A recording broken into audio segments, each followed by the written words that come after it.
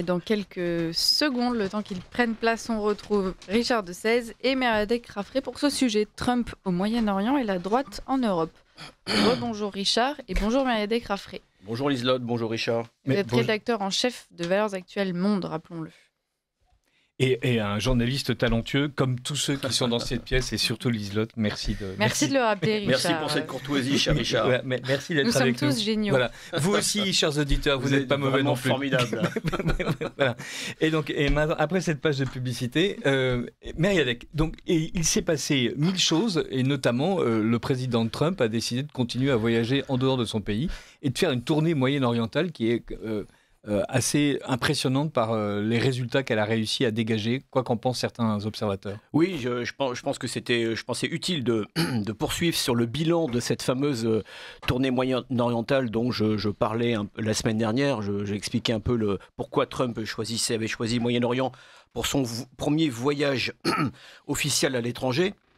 Et il me semble que cette tournée du Moyen-Orient ne doit pas être... Elle est corrélée, en fait, elle est interactive, ou elle est... comment dirais-je, elle a un rôle particulier dans l'ensemble des dossiers, évidemment, que traite l'Amérique, et en particulier dans un des dossiers qui a suivi dans l'actualité, qui n'arrête pas au niveau international, c'est l'actualité entre la Russie et l'Ukraine. Et alors, je vais, si vous voulez bien, je vais essayer en quelques mots de tirer le bilan de cette tournée. Si les auditeurs se passionnent pour ce sujet, je ne peux que leur recommander d'écouter sur YouTube le discours de Donald Trump devant le prince saoudien Mohammed Ben Salman, le fameux MBS. My friend, mon ami MBS, le plus formidable des dirigeants de la région. Et d'ailleurs, son pays est un des meilleurs du monde, le meilleur du monde. On a l'impression que j'ai copié Donald Trump dans mes compliments. Il est toujours dithyrambique, c'est absolument incroyable. Et c'est assez fascinant d'écouter la manière dont Donald Trump, en fait, s'adresse à ses auditeurs et fait passer sa message. Ce discours, il a duré presque 1h52 minutes et pendant un quart d'heure, 20 minutes, c'était de la chantilly étalée, mais sans vergogne, par un espèce de battleur de foire, un super VRP commercial américain. Mais il y a toujours, derrière les affaires, derrière le commercial, derrière la vitrine, derrière la flatterie, il faut toujours prêter l'attention parce qu'il y a toujours eu des visées géopolitiques. Et avec Trump, c'est très clair. L'Amérique, c'est souvent le cas, mais avec Trump, c'est en particulièrement clair. Les affaires sont consubstantielles de la géopolitique ou la géopolitique est consubstantielle des affaires. Et le message principal qu'a passé Trump pendant ces 3 jours, du 13 au 15 mai au Moyen-Orient, est le suivant. Il y avait avant moi des bâtisseurs de nations, pour traduire l'expression anglaise qu'il a employée devant donc les princes des pétromonarchies. Il y avait des bâtisseurs de nations qui prenez des milliards de dollars en fait pour vous expliquer, pour vous conseiller sur la manière de rebâtir vos nations, d'en faire de vraies démocraties, de bonnes démocraties. Ça vous a coûté des milliards et des milliards de dollars et en fait ils n'ont fait que installer le chaos, dit-il. Je me fais l'écho de ce que dit Donald Trump. En Irak, en Afghanistan et ailleurs. Et il dit, avec moi, ça sera complètement différent. Moi, je vous fais confiance. Je crois que vous êtes, vous les jeunes, la nouvelle génération des leaders du Golfe Persique, vous êtes en mesure d'associer, et là encore, je cite les mots de Donald Trump, vous pouvez retrouver cette analyse dans Valeurs Actuelles qui sort demain en kiosque, vous êtes en mesure d'associer la tradition et la modernité, vous n'êtes plus ceux qui exporteraient le terrorisme hors du Moyen-Orient, mais vous allez exporter des technologies nouvelles.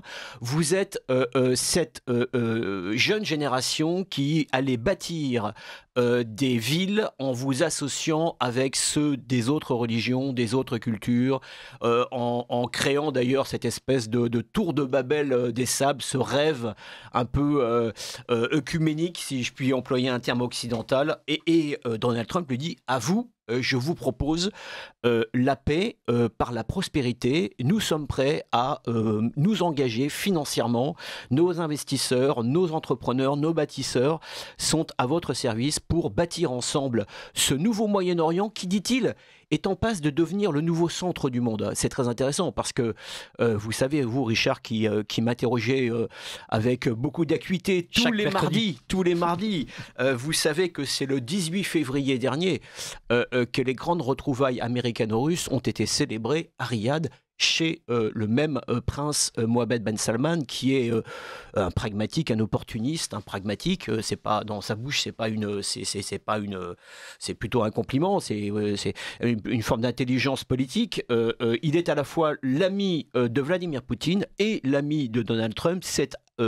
D'ailleurs, en 2017, c'est chez lui que Donald Trump avait aussi choisi de faire sa première tournée internationale pour récolter des fonds. À l'époque, le jeune prince qui était empêtré dans le fameux assassinat d'un journaliste à l'ambassade d'Ankara, saoudienne d'Ankara, était banni de la bonne société occidentale, et Trump va le voir en lui disant « Mais non, mon jeune ami, avec moi c'est différent, je ne suis pas un démocrate, un républicain, je vais renouer le fil du fameux pacte de Quincy en 1945, c'est-à-dire l'alliance entre l'Amérique du pétrole et les Saoudiens du pétrole, et je vais devenir ton ami. » Il lui avait gratifié à l'époque d'annonce de 400 milliards de dollars de contrats, et là cette fois on parle de chiffres ahurissants, on parle de 600 milliards de dollars de contrats signés ou annoncés, dont 142 milliards rien que pour des équipements militaires. Uniquement pour l'Arabie Saoudite, il faut y ajouter à ça les contrats qui ont été signés ensuite à Doha, au Qatar, donc le voisin du nord-est de l'Arabie Saoudite. Puis, pour terminer cette tournée moyen-orientale, Donald Trump est allé chez le fameux MBZ, le prince libéral Mohammed Ben Zayed, qui est le patron des Émirats Arabes Unis, où il a à nouveau où ce dernier a à nouveau ouvert son portefeuille, et à tous les patrons qui accompagnaient Donald Trump, les Émiriens sont en train de bâtir sur une dizaine d'années, ils investissent à peu près 1000 milliards de dollars pour bâtir un gigantesque hub de données numériques, ainsi qu'un centre consacré à l'intelligence artificielle, et pour cela il a ouvert les bras à tous les patrons qui accompagnaient Donald Trump. Et donc je disais, derrière les affaires, il y a toujours de la géopolitique. Et en contrepartie, sans négociation, de manière très simultanée, Donald Trump a reconnu publiquement, a adoubé publiquement le fameux Al-Shara dont on a parlé ici longuement, c'est-à-dire le président provisoire ou le chef provisoire de la République syrienne, cet ancien djihadiste, je l'appelle le post-djihadiste, ça fait parfois bondir mes lecteurs, mais c'est une manière de dire qu'il a enfiler un costume sans forcément faire son mea culpa, mais qui en tout cas il s'est présenté en homme présentable, et il était adoubé par son premier parrain, qui est le Turc Erdogan, évidemment par le proche allié d'Erdogan, à savoir l'émir du Qatar. Et pour la première fois, quand Trump a débarqué à Riyad, c'est l'ensemble des frères ennemis sunnites, les Qataris et les Turcs, adeptes des frères musulmans, les Saoudiens qui sont eux les adeptes du salafisme, donc deux nuances de cet islam sunnite, qui lui ont dit la bouche en cœur, tous ensemble, il faut adouber Al-Shara pour l'aider à reconstituer, à reconstruire la Syrie. Et dans la foulée, Trump dit oui, bien sûr, vous me le demandez tous, vous êtes tous d'accord, pas de problème, merci de m'avoir donné des contrats, en échange, j'adouble Al-Shara, un gars formidable, a-t-il dit, toujours avec ses expressions un peu de cow-boy. Comme Mohammed Ben Salman. Voilà, tout ça c'est des gars formidables, et cerise sur le gâteau, ce qui n'est pas rien, il a quand même promis la levée prochaine des très lourdes sanctions américaines qui pesaient sur la Syrie depuis 2011. Bon, ce qu'il n'a pas dit, c'est qu'il y a quand même des contreparties, c'est notamment un certain nombre de ménages dans les troupes des gars qui entourent Al-Shara, et la mise à l'écart, voire en prison, d'un certain nombre de gars dont le pédigré est totalement et véritablement sans rémission possible. Mais globalement quand même. Et qui font pourtant néanmoins aujourd'hui partie de l'entourage d'Al-Shara. Voilà, et néanmoins quand même, il a remis en selle Al-Shara, et dans la foulée, on apprenait qu'un fonds d'investissement qatari avait ouvert son portefeuille pour plusieurs milliards de dollars d'investissement à l'attaquer. Le fameux port de la région des Alaouites sur la Méditerranée, le port syrien dans lequel il y a une partie qui appartenait aux Russes ou qui était utilisée par les Russes et qui sont en pleine négociation, eux aussi, pour conserver leur base. Donc vous voyez que dans cet échiquier en fait régional, tout est lié, c'est un écheveau avec des puzzles qui s'articulent, se réarticulent. Et bien sûr, il y avait d'autres dossiers de géopolitique cruciaux, mais qui eux ont été traités dans le secret des majlis, vous savez, ces endroits où mi-privés, mi-publics, où les princes saoudiens réunissent leurs proches et dans lesquels ils discutent de manière conviviale, autour d'ailleurs d'un bon plat, les affaires sérieuses. Les affaires sérieuses sont les suivantes. C'est notamment la reconduction, l'extension d'accords de défense au moment où cette région est absolument régulièrement sur le bord de la guerre. C'est aussi sans doute la question du nucléaire civil. C'est une question qui est récurrente en fait dans les négociations entre les Américains et les princes sunnites. Et puis évidemment, à cette question est intimement liée la question du contentieux iranien.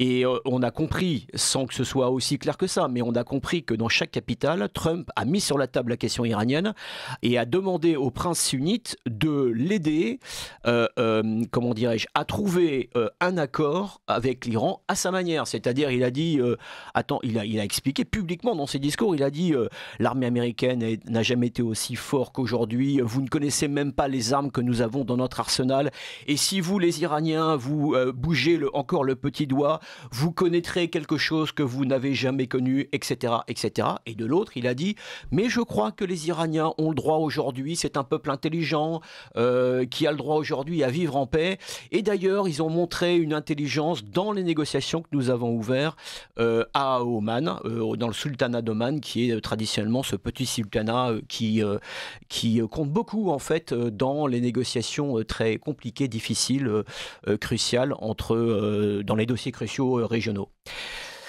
Et c'est là où j'en viens à la partie et le troisième dossier qui était évidemment évoqué, ce sont les relations avec la Russie. Et c'était un dossier qui était pas évoqué, mais qui était, je dirais, qui était inscrit en fait de manière non dite dans tout le voyage de Trump, puisque pendant tout ce voyage, on a assisté au psychodrame entre l'Ukraine et la Russie, à savoir qui allait vraiment aller à Istanbul pour négocier. Est-ce que Zelensky allait rencontrer Vladimir Poutine? Est-ce que Vladimir Poutine allait accepter, etc. Et s'ils acceptaient, est-ce que Trump, après son dernier stop moyen-oriental, ferait un crochet par Istanbul?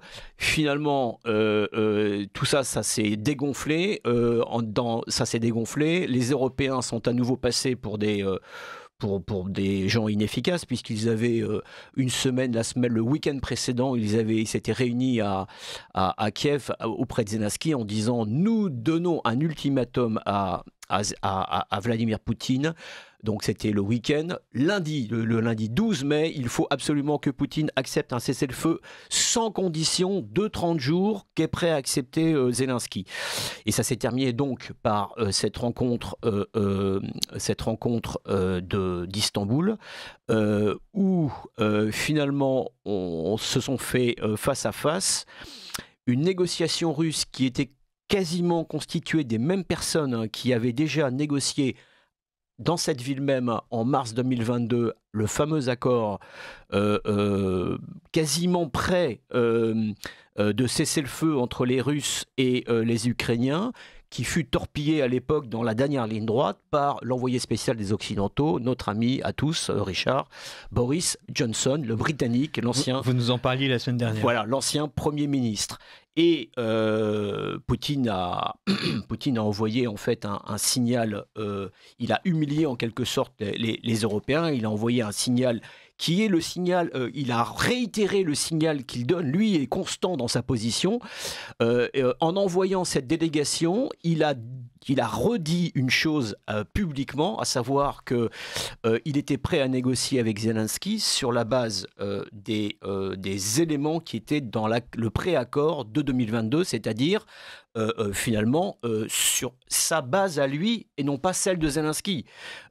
Donc, et c'est ce qu'il redit de manière constante. C'est-à-dire qu'à chaque fois que les Européens essayent comment dirais-je, de casser la machine pour réintégrer leurs propres desiderata dans cette négociation dans laquelle ils n'ont pas été inclus par les Américains, à chaque fois, cela se termine par un pataquès et à chaque fois, le Russe revient à la charge avec les points sur la base desquels il a accepté de reprendre attache avec Donald Trump en février 2025 à Riyad. Et donc, Trump n'a pas été, ne s'est pas arrêté à Istanbul. En revanche, il a été convenu à l'issue de cette négociation d'Istanbul que Vladimir Poutine et Donald Trump se parlent au téléphone. C'était hier. La conversation a duré 2 heures. À l'issue quand même de ces négociations d'Istanbul, il y a un certain nombre d'observateurs disent qu'il n'en est rien sorti. Je pense que c'est pas tout à fait vrai, puisque les négociateurs se sont quand même mis d'accord pour un échange de 1000 prisonniers de chaque côté de chaque camp, ce qui est quand même une marque, un signe évident qu'ils ont négocié, qu'ils se parlent, qu'ils se comprennent. Eux aussi sont quelque sorte des pragmatiques. Il y a une position politique, mais derrière, il y a une forme de pragmatisme. Et que finalement, tant que Zelensky n'en passera pas par les conditions à minima de Vladimir Poutine, les choses ne démarreront pas. Et là où ça blesse évidemment, là où le bas blesse évidemment, c'est que par rapport à 2022, 3 ans plus tard, les conditions de Poutine, elles se sont accrues. Puisque la feuille de route de départ n'est plus la même, notamment en termes de gains territoriaux. Et le problème de Zelensky, c'est plus il avance dans le temps, plus il s'affaiblit militairement, plus la position de Poutine se durcit militairement, contrairement à ce que disent un certain nombre d'analystes occidentaux qui sont partis pris. C'est une réalité factuelle. Et donc plus en fait le volte-face de Zelensky va être compliqué, difficile et douloureux. Et donc on est dans cette équation, c'est ça qui coince en réalité. C'est pas, je pense que chacun a envie de négocier, mais plus on avance, plus le piège se referme sur Zelensky. Et hier, dans la conversation téléphonique de 2 heures entre Poutine et Trump, plusieurs éléments ont été donnés après coup par leurs communicants. On sait qu'ils ont parlé d'affaires, donc on retrouve en fait un des leitmotifs des négociations initiées en février. Vladimir Poutine a dit qu'il était prêt à commencer une négociation sur un mémorandum de paix. Dès que possible, Trump a dit banco, mais là encore, il faut décrypter. En fait, ce que souhaite Moscou, Moscou est d'accord pour négocier, en fait, en quelque sorte, mais d'accord pour négocier tout en continuant la guerre. Les deux en même temps, simultanément, c'est-à-dire on est à 360 degrés opposés au narratif et aux volontés entre guillemets des Occidentaux et des Européens en particulier. Donald Trump connaît très bien les rapports de force, il sait évidemment aussi quelles sont les lignes rouges de Vladimir Poutine et en quelque sorte il fait un peu durer le plaisir en sachant très bien que finalement il y a une forme d'accord, on sent qu'il y a une forme d'accord entre Trump et Poutine. Certains disent qu'il y a un agacement de Trump, ce qui est vrai. Sans doute, c'est qu'autour de Trump, même si aujourd'hui il est en position il a beaucoup plus de liberté d'action, il y a un certain nombre de faucons de l'État, on appelle ça l'État profond américain, les institutions américaines, qui n'ont pas lâché l'affaire anti-russe et qui régulièrement tentent de revenir à la charge et qui viennent en quelque sorte de régulièrement polluer en fait la position américaine. On le sent bien. C'est des gens qui sont dans les structures de force, comme on dit en Russie, notamment au Pentagone et évidemment dans les services de renseignement américains, dont la position est très très très importante en Ukraine. Donc ce sont eux qui ont les premiers qui ont beaucoup à perdre d'un accord gagnant-gagnant entre les deux grandes puissances. Donc on sent bien qu'il y a qu'il y a toujours en fait des éléments de pollution entre les deux. Et pour reboucler avec le voyage de Donald Trump au Moyen-Orient, mon intuition, et je dis intuition parce que je n'ai aucune preuve de ce que j'avance, et comme analyste il faut faire attention quand on n'a pas d'éléments factuels pour amorcer une analyse, mais on verra plus tard. Mais j'ai le sentiment moi que la route des négociations elle est passée elle a commencé, elle s'est matérialisée le 18 février à Riyad. Elle a fait un crochet le week-end dernier par Istanbul, et je pense qu'elle pourrait à nouveau devoir passer par Téhéran avant de revenir peut-être à Istanbul et sûrement en Europe. Ce que je veux dire par là, c'est que moi, j'ai le sentiment en fait que si la négociation semble durer plus que annoncé par Trump le fanfaron, c'est évidemment parce que c'était un homme de marketing et il avait lancé en fait les 3 jours puis les 150 jours dans le débat pour marquer les esprits bien sûr, et sur un malentendu peut-être que ça aurait pu fonctionner, mais je pense que d'abord les choses sont compliquées à mettre en œuvre même si on est d'accord sur les objectifs, et deuxièmement je pense que pour Vladimir Poutine, dans cette grande balance de négociation, dans ce grand marchandage entre l'ours et l'aigle, il y a sans doute le sort de l'Iran. Je pense que Poutine, en quelque sorte sans le dire publiquement, réclame aux États-Unis une négociation, un arrangement avec son allié iranien avec lequel Vladimir Poutine a signé un accord stratégique très engageant le 17 janvier dernier, qui n'inclut pas une clause d'assistance de défense mutuelle, mais tout de même. Donc je pense que ça lui explique la raison ça lui explique pourquoi en fait ce voyage moyen-oriental de Donald Trump est important pour lui-même, pour ses affaires, pour l'économie américaine, mais aussi pour la géopolitique mondiale. Et évidemment, j'ai complètement explosé notre petit programme, calendrier. Mais c'était passionnant. Donc je rappelle aux auditeurs Radio Courtoisie que nous sommes en train de recevoir Mériadec Raffray, rédacteur en chef Monde de Valeurs Actuelles, et que tout à l'heure, pendant l'addition à 9h07 ou 9h17, c'est Hilaire Bouillet, le président de Génération Z, qui sera reçu par la rédaction de Radio Courtoisie, et donc de Ligne Droite en l'occurrence. Et nous revenons tout de suite avec vous, Mériadec Raffray, pour parler d'un autre sujet international qui est cette espèce de montée des droites en Europe. Voilà, donc Mélanie, il y a un bon bout de temps maintenant, Simeone a échoué aux portes, l'AfD, il y a quelques mois, a obtenu des succès qui d'ailleurs inquiètent le pouvoir, et Chega au Portugal vient aussi de réaliser un joli score. L'élection présidentielle en Pologne montre que là aussi les partis dits anti-européens et d'extrême droite, ce qui ne veut plus rien dire, et pro-russe, ce qui est toujours assez croquignolet quand on parle de polonais, sont capables d'arriver au second tour. La droite monte, et alors ?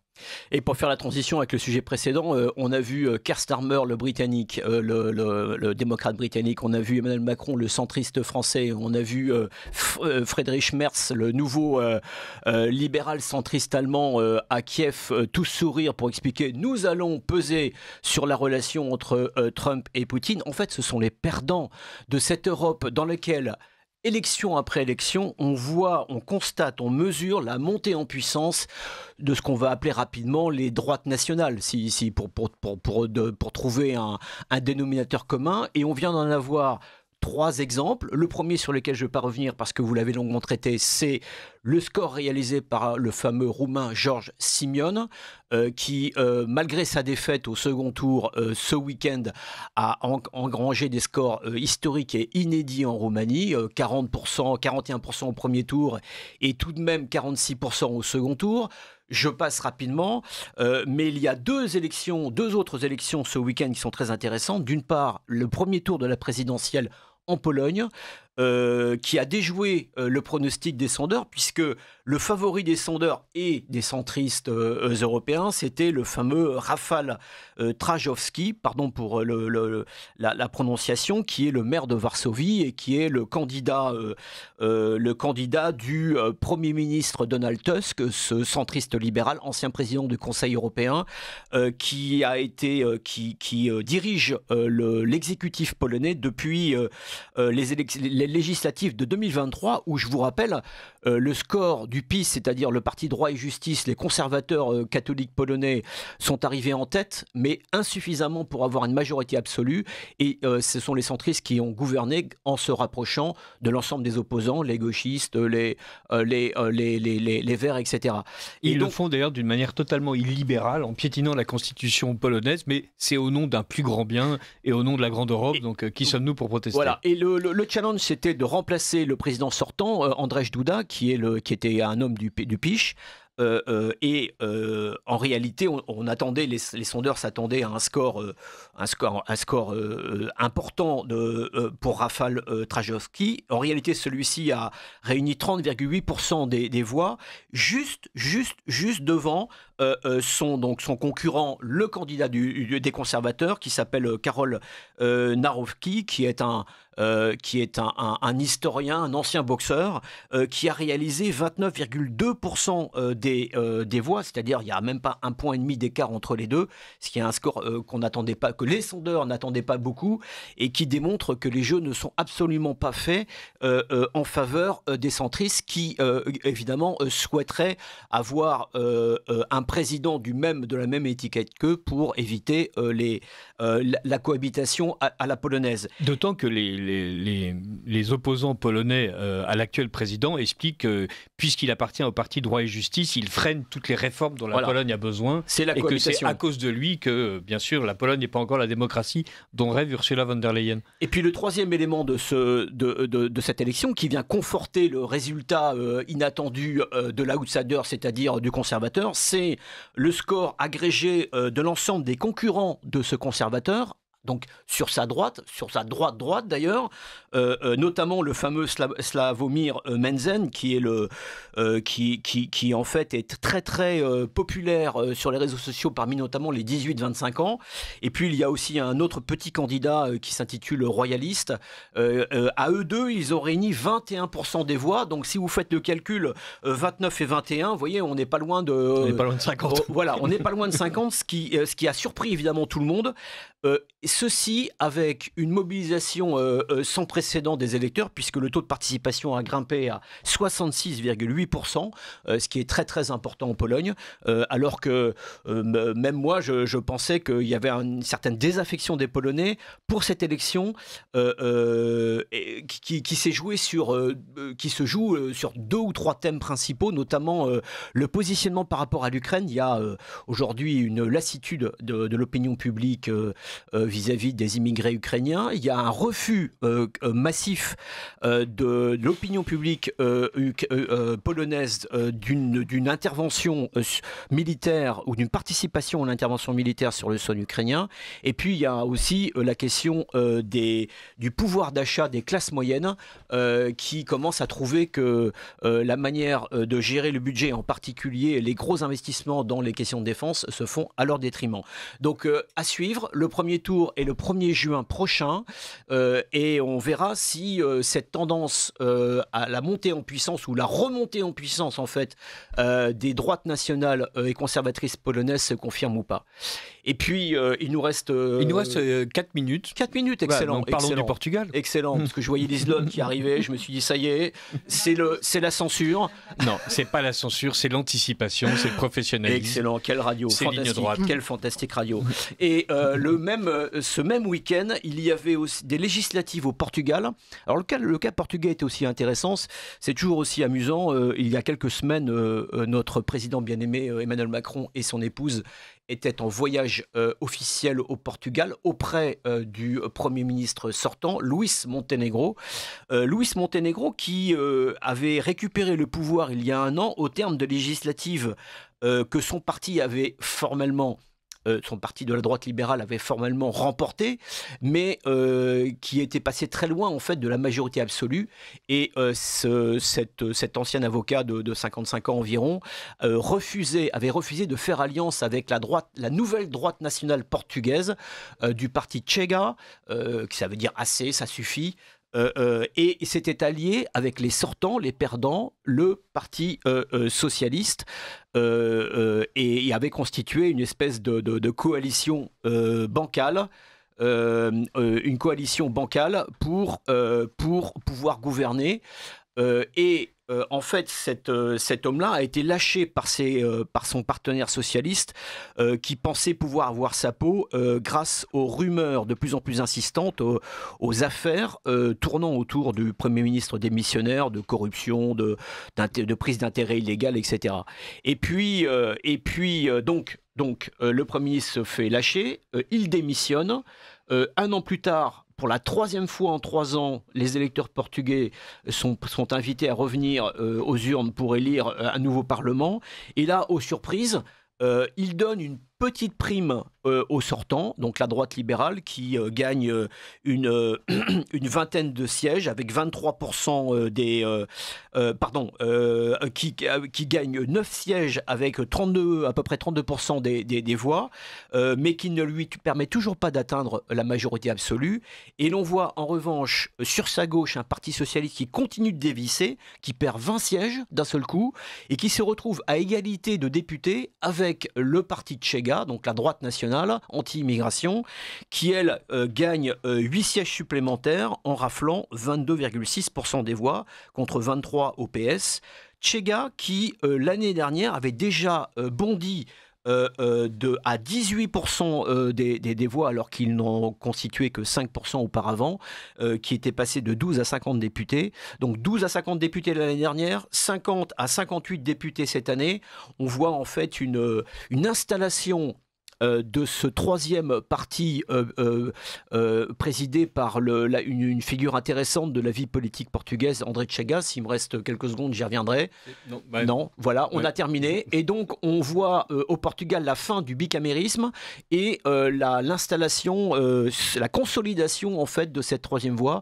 Et on verra avec qui Luís Montenegro, le libéral, va-t-il pouvoir et devoir s'allier pour gouverner le Portugal. C'est encore un élément supplémentaire de la montée en puissance des droites nationales en Europe. Merci beaucoup, Mériadec Raffray. Je rappelle que vous êtes rédacteur en chef Monde de Valeurs Actuelles et qu'une partie de ces analyses seront dans le Valeurs Actuelles de demain. Merci beaucoup.